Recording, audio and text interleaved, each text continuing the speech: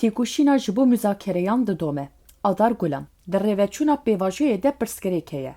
Ji ber xitimandina heyî ya di siyaseta dewletê de çareserî bi pêş nakeve.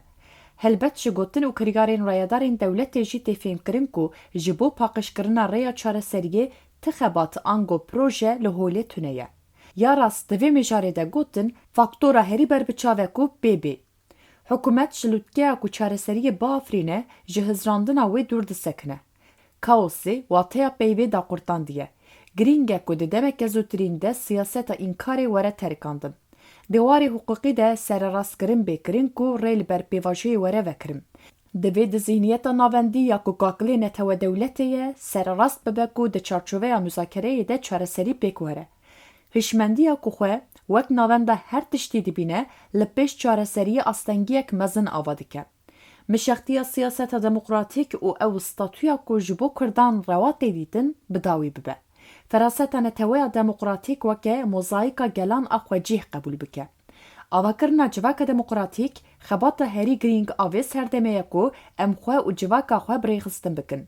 Li hêla din meseleya aştiyê bêguman dê bi dewletê re pêk were. Ji bo tevlêbûn û li hevhatin aştiyê edaleta civakî divê.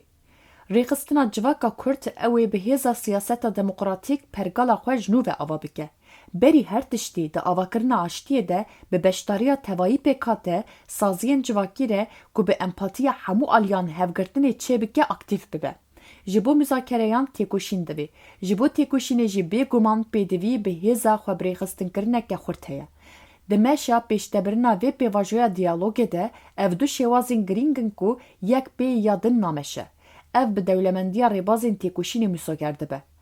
Helbet ew ê têkoşîn li pêşiya muzakereyan bimeşe ku yek ji karaktera herî asayî ya vê qonağa diyalogê ye. Yani têkoşîn, çalakî û muzakere di nav hewldanê. Yek ya din karîger dike. Du têgehên bingehîn ên vê demê ku hêla xwe ya herî esasî avakirina siyaseta demokratîk serwer bike, ji bo avakirinê jî têkoşîn divê. Li aliyê din pêştebirina qebzên hukukî yên ji hêla dewletê ve ne ku tên paşguhkirin û divê wateyî de bên şopandin. Di qonağa heyî û xitimandinê de bêşik zêdetir divê rêbaza têkoşînê esas pê wergirtin. Ku ev yek ji bingeha girîng a bi pêşxistina rêgeza muzakereyê ye. Divê qonağa ji nû ve avakirinê de meşa li pey têkoşînê yan jî xwe li benda dewletê hîştin em bizanin ku li dijî karakterê vê serdema ji nû ve avakirinê ye. Pêvajo li hemberî lewaziyê arastekirina têkoşînê ye. Niha dema gurkirina hêza fikirandinê ye. Ji bo muzakereyan têkoşîneke piralî divê. Hêvî di avakirina civaka demokratîk, komînal û xebatên wê de ye ku bê bi pêşxistin. Helbet binemaliya wê têkoşîn e. Di wateya ku civaka demokratîk dikare xwe bi xwe birêxistin bike û gavên ewilbavê je. Qezanca herî mezin a vê pêvajoyê birêxistinkirina civakê ya demokratîk e. Ji bo ku destê sermuzakerevanê pêvajoyê bihêztir bibe, divê lêgerîna tifaqên nû hewldanên dîplomatîk ên di asta cîhanê de bên xurtkirin. Em tifaqên nû bi pêş bixin.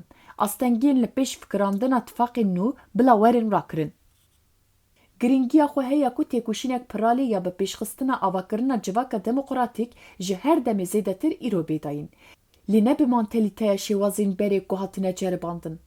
Pêşvebirina vê qevzê wê li gel civakê hêviya ji bo demokrasî û aştiyê serwer bike.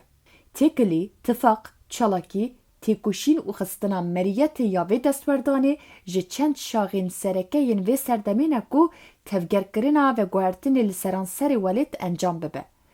Zor û lawaziyên vê demê em dikarin bi xîret, hevparkirin û têkoşînê derbas bikin. Her kesê ku dibêje ez li dijî şer aştiyê dixwazim, dikare bi qasê pêkhateyek ser bixwe ji vê demê re pêşengiya li hevkirina civakî bike ku edalet û aştî pêk werin. Her wiha yê ku li pêşiya beşveçûna vê qonaxê astengî derdixe, dîsa ew zihniyeta navendî ya netewe dewletê ye ku naxwaze meseleya ziman û nasnameya Kurdî biriyên diyalog muzakereyê çareser bike. Îcar ji çareseriyê wê de tir ji rêya çareseriyê derketin heye. İktidar ji muzakereyên binûnerên Kurdan re direve. Pêşiya siyaseta demokratîk kilît dike. Ji bo Kurdan ev serdema pêşvebirina têkoşînê ye ku ev erkame hemûyan e. Di hêla anîna ser zimên a daxwaziyan de xwedûbarekirin heye ku wê ev bi xwe re xeteriyan bîne.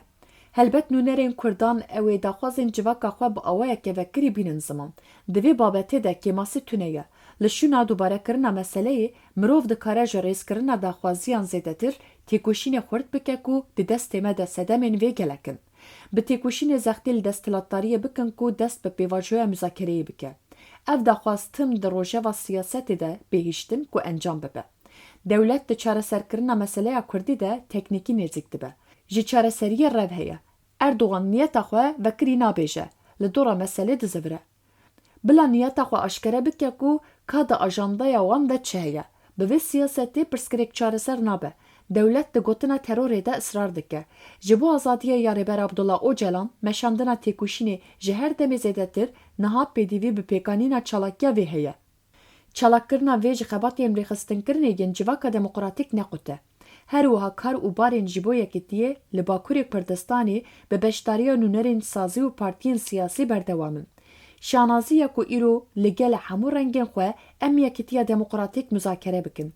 Civakîkirina vê bêguman erka siyasetê ye. Divê gotin ji bo çareserî û afirandina fikran be. Wateya xwe be.